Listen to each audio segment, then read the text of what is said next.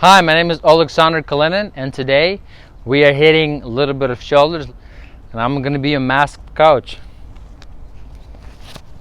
So, we've now worked your chest, your legs, your back. Now I'm going to show you your arms and your shoulders. For shoulders, I dedicate a full day. I don't dedicate a full day to arms. It's a waste of time. It's a little muscle. Like on your body or mine or who's ever, your biceps are very, very small. And you're telling me you're going to spend a whole hour working the one muscle? Sounds like a waste of time. Shoulders. Shoulders work in two ways, really. Well, three.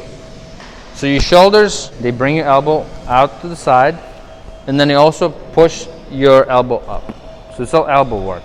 And they pull your elbow back behind your back. Your back doesn't really do that, your real deltoid does. And when it pushes forward, it's your deltoid working with your chest. So that's the function of a shoulder.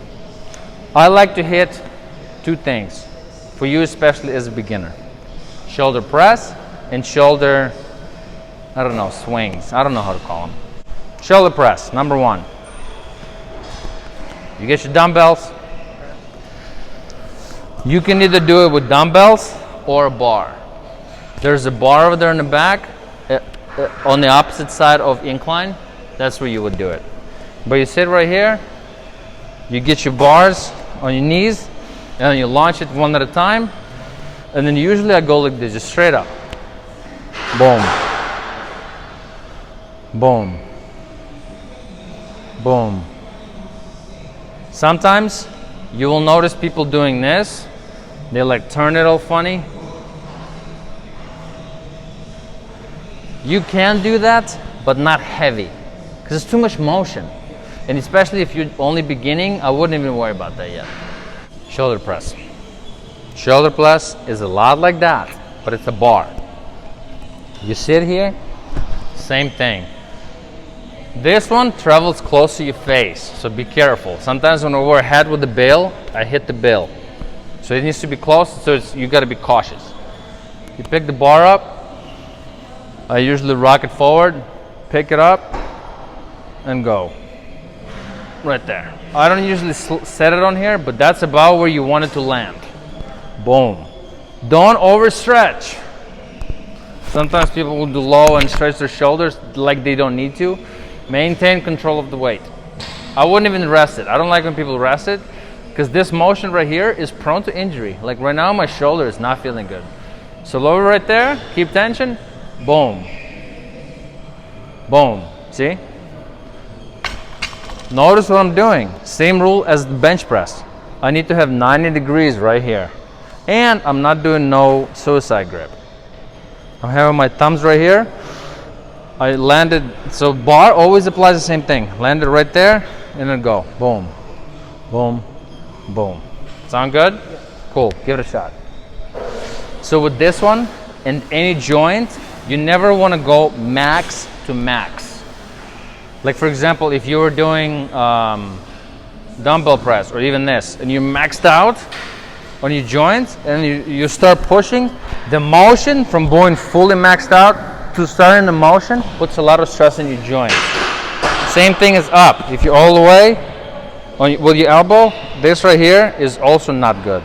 So always maintain a little safety net, little cushion. So if you can go down to here on your bench press, only go down to about right here. So you always have that control. You know, you never want to be maxed out on your joints and on your muscle too. Because picture this. You have a muscle stretched all the way, and then all of a sudden you have to reverse the motion and start going the other way. That's put us a lot of stress, because the muscle's tied here and here. And if you all the way stretch, there's a lot of stress here because it's stretched. And then all of a sudden you start pulling, you're going to cause damage here and here. So always maintain a little safety. So it's already kind of tense there, and all you have to do is just continue it. Okay. Also for your leg day, you can do leg press. For example, you come in, bar is taken, Smith machine is taken, you can load up a leg press. Leg press is fairly simple to do. Just sit there, don't lock your knees, just kind of go like this. Cool? Just kind of go, maintain that cushion. Don't lock your knees, because I don't know if you've ever seen those videos where people's knee buckle backwards. Yep. It's hurtful. What are they called? Photo bombers. We already covered shoulders going up. Now you need to cover shoulders going side to side. So shoulders going side to side will give you kind of this cut right here. It's your shoulder will just go sideways. So you grab the weight, and then you put it to the side. You lift it. Sometimes I grab two weights because it keeps you balanced. It doesn't, you don't go like this. So this one's like a counterweight. So you take it, stand straight, shoulder width apart typically, and then you just lift it on the side. You're not going like this. You're not going like this. Oh, I don't know how. Your biggest driver, so sometimes people do this. Your biggest driver needs to be your elbow. Picture that you're a puppet and the string is attached to your elbow. Right there. I would love for you to hold your arm straight, but if you do that, your shoulder starts to rotate out almost. So that's why I keep my elbows bent a little bit and I just lift at the elbow. Boom. Notice, your shoulder doesn't care if you're focusing on your wrist or on your elbow, because shoulder's still doing shoulder work. That's why you grab it like this. Sometimes I grab it like this, more like a hook, because if you grab it like this, you can kind of hurt your wrist, but like this is kind of easier on your wrist. So you grab it and you just kind of focus on your elbow and just bring your elbow up. Boom, right there. Boom, right there. Boom, right there. And then you do a couple of those, like I just did 3 or 4, and I'm feeling it. And the same thing, other arm. Sometimes I do 2 to warm up, but it's a lot more difficult. Here, give it a shot. Shoulders is a lot like your flies, so this isn't a heavy exercise.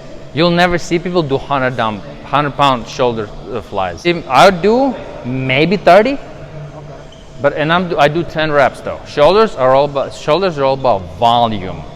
Volume means you're doing more work. There's strength training, there's volume training.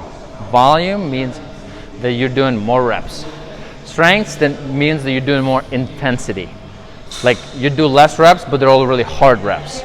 Volume means your reps aren't as hard, but you do more of them. And again, remember the math.